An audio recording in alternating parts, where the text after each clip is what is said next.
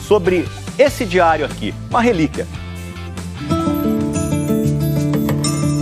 Uma preciosa herança em formato de diário que um vascaíno deixou.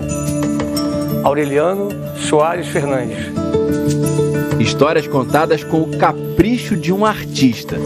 Esse diário tem alguns elementos que são quase que poéticos mesmo, né? Ser adepto de um clube é sentir no peito a vibração do triunfo e na boca o amargor da derrota. Este privilégio pertence ao Vasco e à seleção nacional exclusivamente.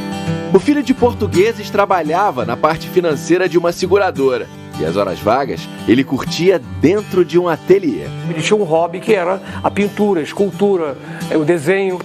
Mas só quando o diário foi encontrado pelos filhos, já depois da morte dele em 1981, que eles descobriram que Aureliano também eternizou momentos e personagens do Vasco ali. Naquele tempo só conhecia um. Certa vez vi num almanaque a fotografia de Nelson, o grande guarda-redes do Vasco da Gama e do Rio de Janeiro. O goleiro do célebre time dos Camisas Negras de 1923. Eu não sabia desse lado do meu pai, né? Meu pai era muito reservado, era muito tímido. Então eu comecei a descobrir esse lado, esse apego que ele tinha pelo Vasco, né? Através do diário. O diário ficou guardado por décadas e quando reapareceu, além de revelar um pouco da história do Vasco e da paixão pelo clube, também se tornou um elo entre o Aureliano e gerações da família que ele nem chegou a conhecer.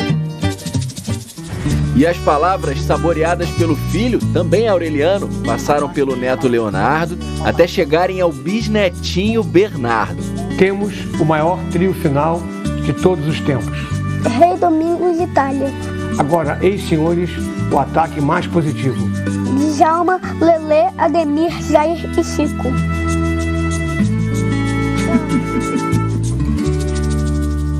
Nomes do famoso Expresso da Vitória dos anos 40. Os ídolos eram registrados não apenas em frases e escalações, mas também em desenhos e caricaturas, como do atacante Feitiço, que jogou no Vasco um pouco antes, nos anos 30, mas não só. Ele menciona ter assistido no estádio um Vasco e Botafogo em 1929. Eu fui pesquisar que time era esse. Era aquele time campeão carioca de 29, Jaguaré, Brilhante, Itália, um time histórico do Vasco também. Um trio também perpetuado pelos traços do Aureliano.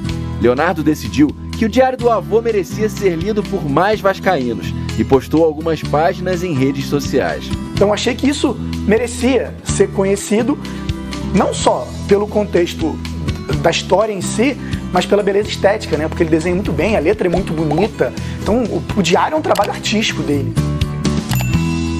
O futebol é uma paixão contagiante que domina a alma do povo e o arrasta aos estádios. Não posso deixar de mencionar aqui o Vasco da Gama, a quem devo muitas emoções. Ele me faz delirar e sofrer intensamente e faz parte da minha vida. Uma paixão que Aureliano deixou para a família junto com o diário.